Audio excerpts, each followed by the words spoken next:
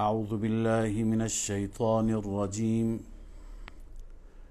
بسم الله الرحمن الرحيم. يا أيها النبي اتق الله ولا تطع الكافرين والمنافقين إن الله كان عليما حكيما. واتبع ما يوحى إليك من ربك إن الله كان بما تعملون خبيرا. وتوكل على الله وكفى بالله وكيلا.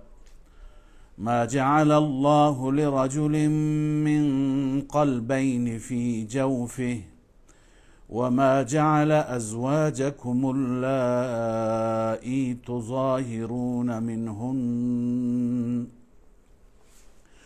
تظاهرون منهن أمهاتكم وما جعل أدعياءكم أبناءكم ذلكم قولكم بأفواهكم والله يقول الحق وهو يهدي السبيل.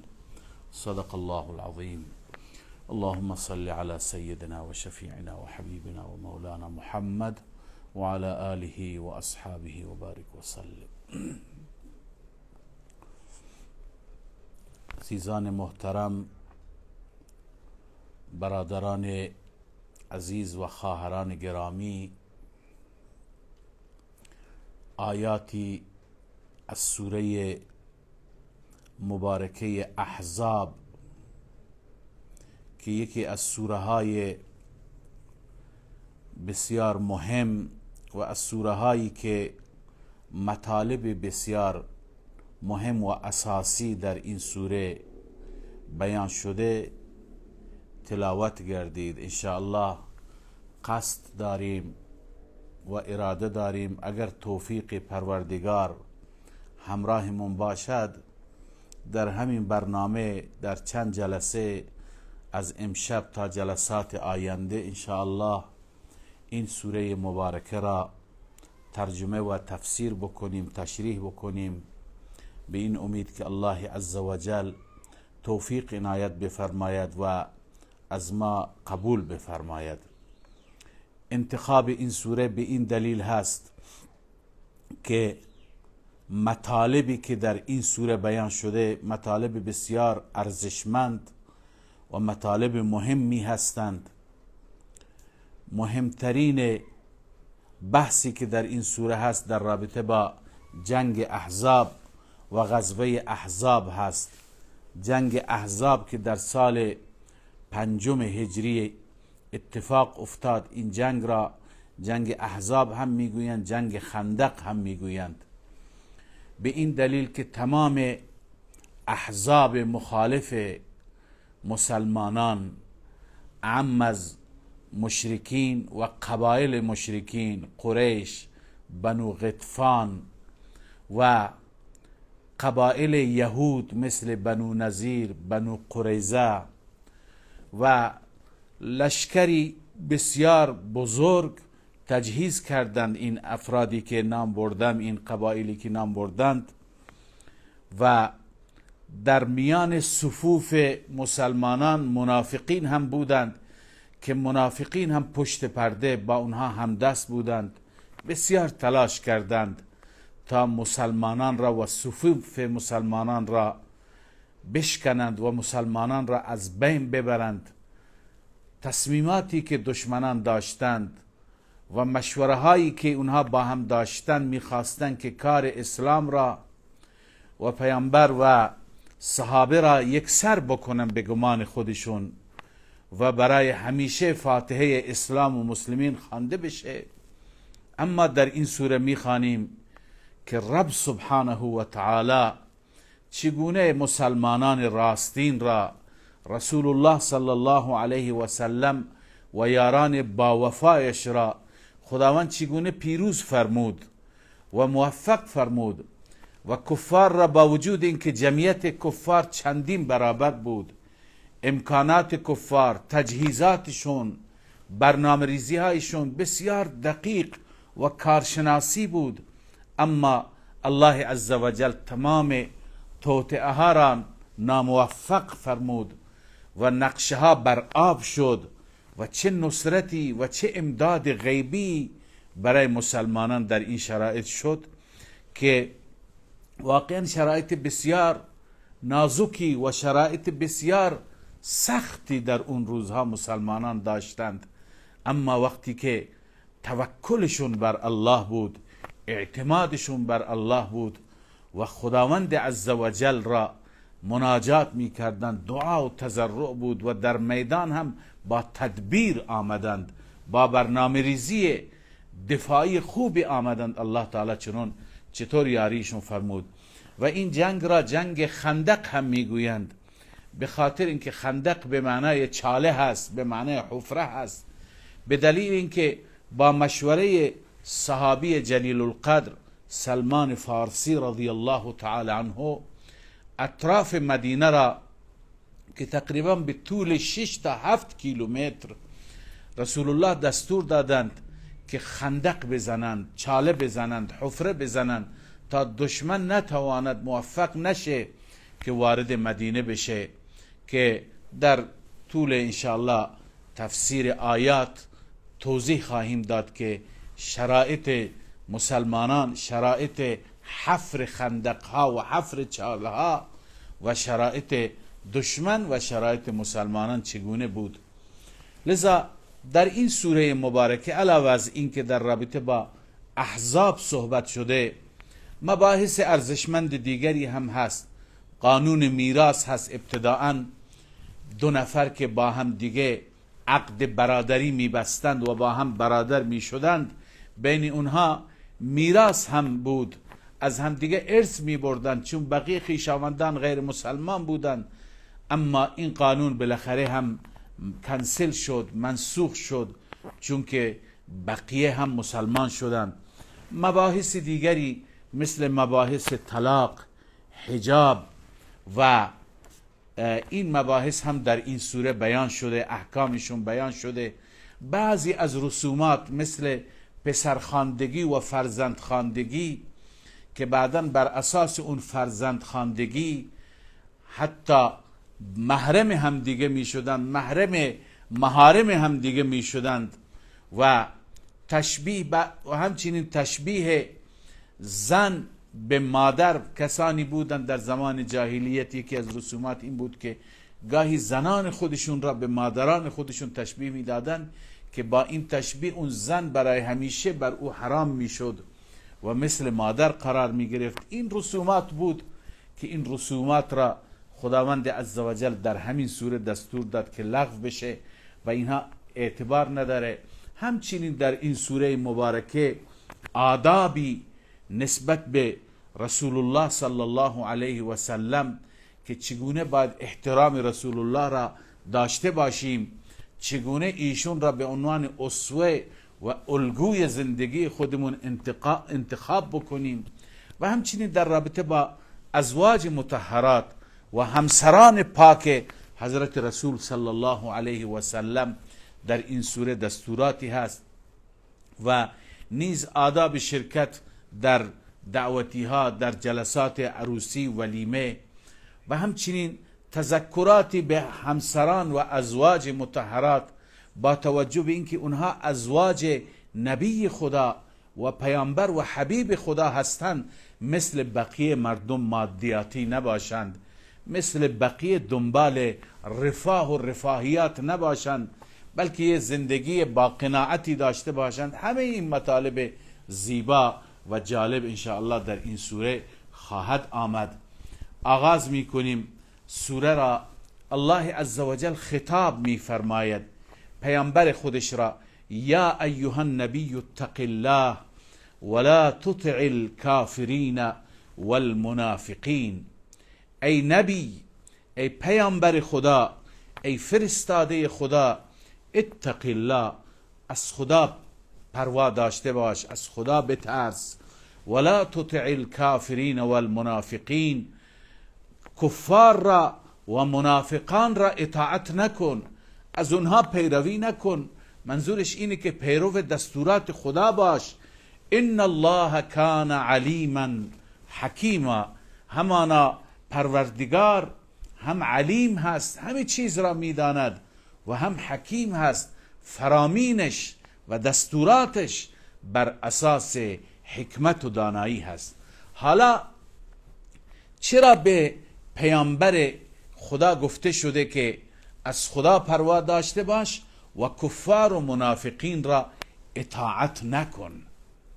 اصلش خطاب برای رسول الله هست، مراد ماها هستیم، منظور ماها هستیم، امت هست، مسلمانان هست منظور. اما در واقع این آیه اشاره دارد به اتفاقی و به داستانی و به جریانی که در زمان حضرت رسول صلی الله علیه و سلم اتفاق افتاد که خلاصه اش را عرض می کنم.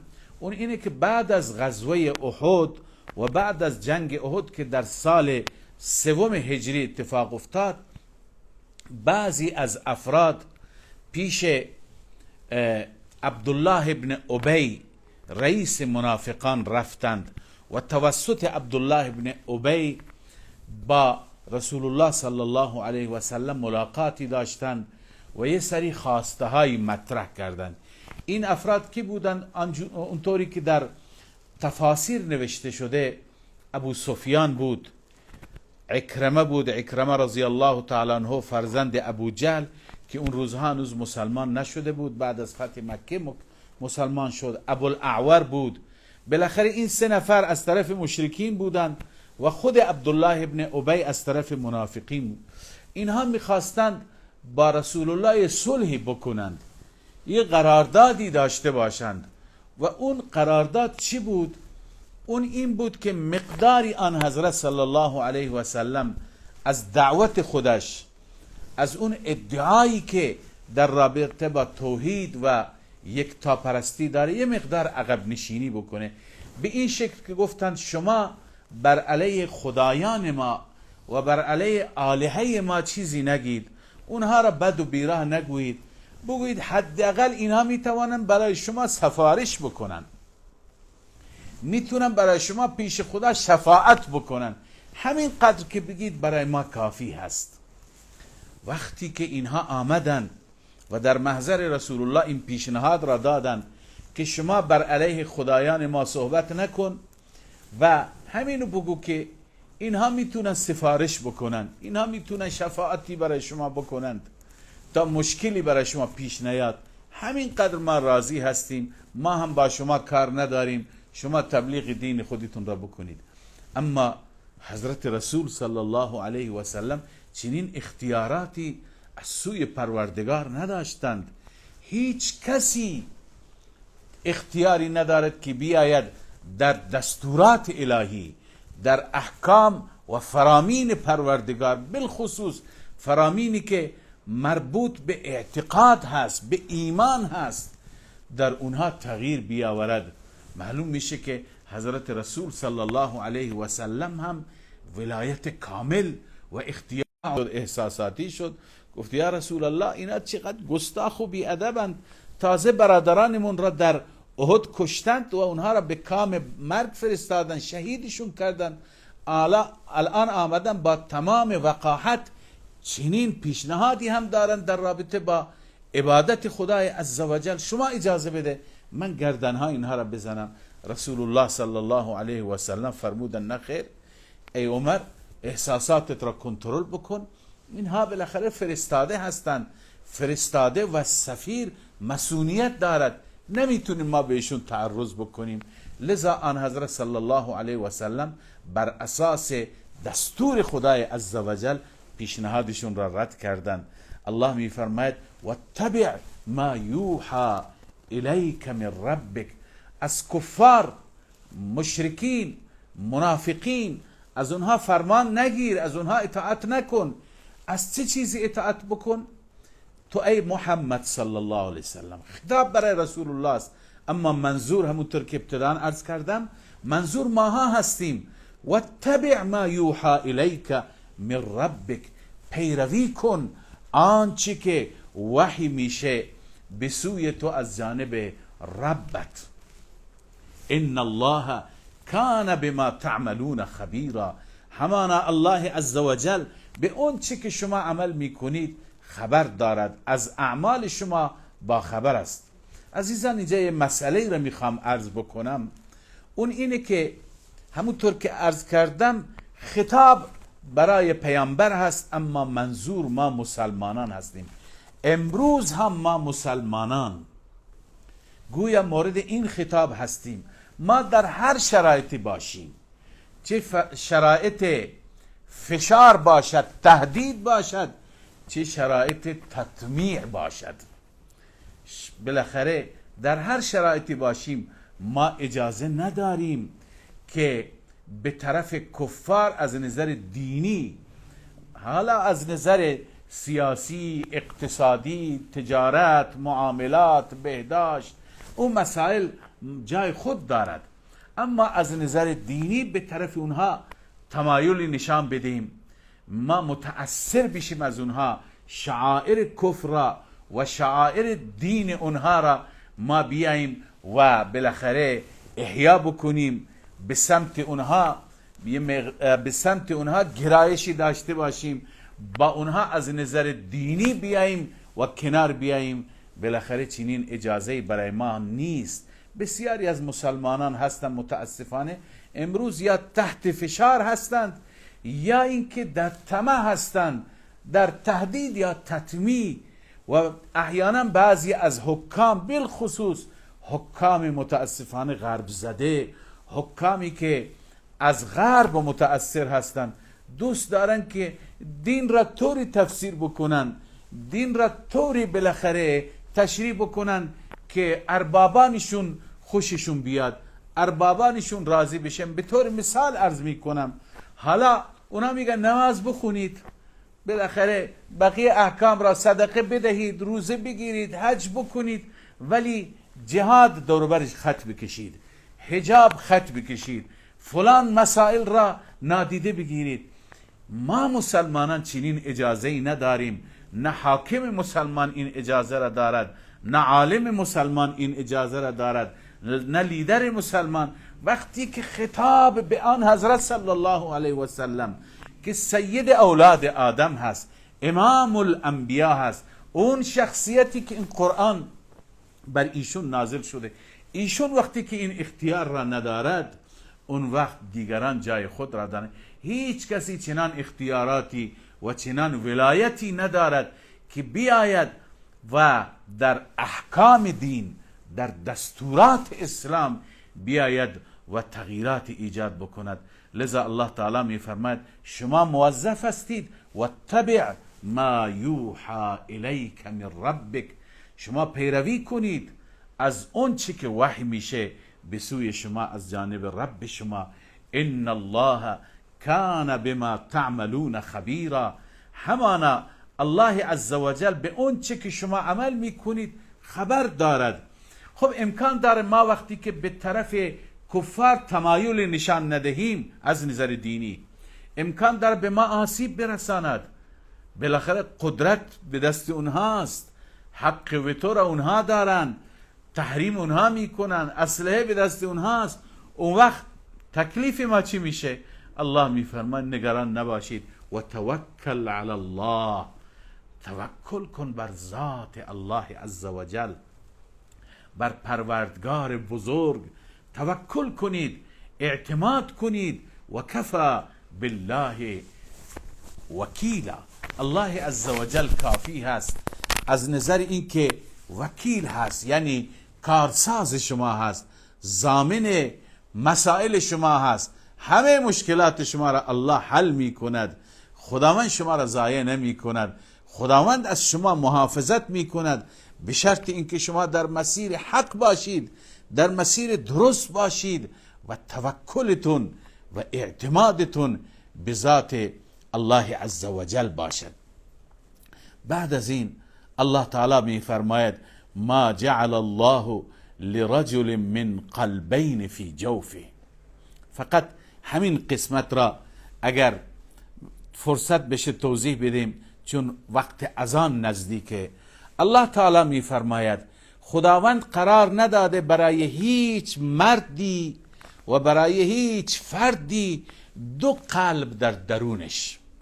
دو قلب در درونش یعنی چه؟ این را تفسیر کردن تفاسیر مختلفی. بیشتر مفسرین میگویند که مشرکین وقتی میدیدند آن حضرت صلی الله علیه وسلم چه کمالاتی دارد، چه کلامی ذکر کردند، چه تدبیری، چه زرنگی، چه هوشیاری، میگفتند که حتما ایشون در درون خودش دو تا قلب داره. این معروف بود در میان عرب در اون زمان. هر کسی که خیلی زرنگ بود، خیلی باهوش بود، خیلی با استعداد بود، میگفت این با بقیه انسان ها فرق داره، این فوق‌العاده هست، این دو تا قلب داره. خدای عزوجل فرمود خداوند برای هیچ کسی دو تا قلب در درونش نگذاشته. منظور اینه اون چی که میبینید از کمالات، از استعداد، از اینکه سخن رسول الله روز بروز غالب میشه و انسانها تحت تأثیر قرار میگیرند، این به برکت پروردگار است، این از جانب رب العالمین است. این یه تفسیر هست. اما یه تفسیر دیگه که این تفسیر با سیاق آیه و با اول سوره و با اون شأن نزولی و داستانی که تعریف کردم بیشتر مطابقت داره و این تفسیر را شیخ بزرگوار ما شیخ حسین علی رحمه الله که یکی از مفسرین بنام بودند این تفسیر را میفرمایند. ایشون میفرمایند که این آیه در رابطه با پیشنهاد مشرکین است. اونها میگفتند هم خدا و هم خدایان ما، شما خدای خودتون را عبادت کنید و خداوند را فریاد بزنید، اما خدایان ما را بگید که اینها هم میتونن سفارش بکنند، اینها حداقل میتونن شفاعت پیش خدا داشته باشند. یعنی در دل شما هر دو باشد. گویا این پیشنهاد اینگونه هست که هم در دل شما توحید باشد، هم شرک باشد، هم عظمت خداوند باشد و هم عظمت خدایان باشد. این انتظار را از آن حضرت صلی الله علیه و سلم داشتند. الله عزوجل فرمود ما جعل الله لرجل من قلبین فی جوفه. برای هیچ مردی، هیچ انسانی دو تا قلب در درونش نهاده نشده که یک قلبش با خداوند باشد و یک قلبش با خدایان باطل باشه. متاسفانه بسیاری از مسلمانان فریب خورده امروز شبیه این حالت و شبیه این وضعیت چنان وضعیتی دارند، میخواهند که هم خدا را عبادت کنند، هم بندگان خدا را راضی کنند، هم خدا را فریاد میزنند ای خدا به کمک ما برس، هم بندگان خدا را فریاد میزنند، هم برای خدا صدقه میدهند، گوسفند میکشند، خون میریزند و هم برای بندگان خدا این کار را میکنند، هم برای خدا سجده میکنند، هم برای بندگان خدا. این که نمیشه.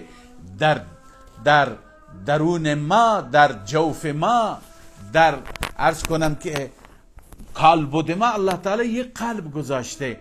وقتی که یک معبود در اون باشد، دیگران به عنوان معبود، به عنوان مسجود، به عنوان اینکه ما اونها را فریاد بزنیم، به عنوان اینکه ما عظمت اونها را به عنوان مشکل کشا و حاجت روا در دل داشته باشیم ممکن نیست. باید انسان فقط و فقط خدای عزوجل را عبادت کند، او را فریاد بزند، از او بخواهد، از او بطلبد، برای او نظر و نیاز بده، برای او صدقه بده. این را الله عزوجل انتظار دارد. مشرکین همین گفتن که هر دو، اما الله میفرماید ولا تطع الكافرین والمنافقین. الله عزوجل ما را هم چنان مسلمان و چنان موحدی بگرداند که فقط عظمت الله و معبودیت الله در دل باشد، کسی دیگر را به عنوان معبود، به عنوان مسجود، به عنوان مستعان منه، یعنی کسی که از او استعانت بطلبیم، از او کمک بطلبیم، نباید کسی دیگه در دل باشه. بقیه تمام دوستان خدا هستند، پیامبران الهی، اولیاء الهی، بالاخره جای خود را دارن به عنوان پیامبر، به عنوان ولی، به عنوان دوست خدا. باید اونها را دوست داشته باشیم، اما نه اینکه به اونها جایگاه خدایی بدهیم. خدای عزوجل به همه ما فهم درست کلام الله مجید عنایت بفرماید. و السلام علیکم و رحمت الله و برکاته.